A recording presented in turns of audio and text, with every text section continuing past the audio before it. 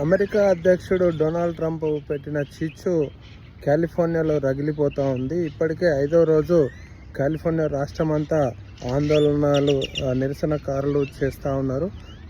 ఇప్పటికే భారీ బలగాలు, కేంద్ర బలగాలతో పాటు రాష్ట్ర బలగాలను రంగంలో దించిన ట్రంప్ అక్కడ ఆందోళనకారులను చేయలేకపోతూ ఉన్నారు. అక్కడ కార్లు ధ్వంసం చేయడం జరిగింది. వివిధ రకాల ఆందోళనలు మాత్రం ఉధృతం అవుతూ ఉన్నాయి. ఏది ఏమైనప్పటికీ కూడా వలసదారులు ప్రధానంగా అమెరికాకు ఆర్థిక పరిపుష్టి కలిగిస్తున్నారని చెప్పుకోవచ్చు. ముఖ్యంగా మన భారతీయుల నుండి విద్య కోసం, ఉన్నత విద్య కోసం వచ్చే వారి ద్వారా సుమారుగా 60% పైగా ఆర్థిక పరిపుష్టి కలుగుతూ ఉంది.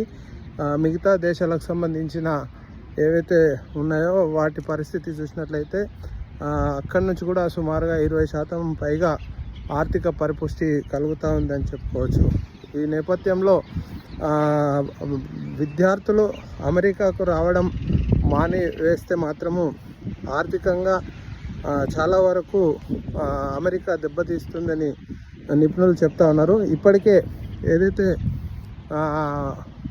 గతంలో స్ప్రింగ్ సీజన్లో చూసినట్లయితే యూనివర్సిటీల్లో సుమారుగా $4 బిలియన్ ఆర్థికంగా నష్టపోయినట్టు మనకు తెలుస్తూ ఉన్నది.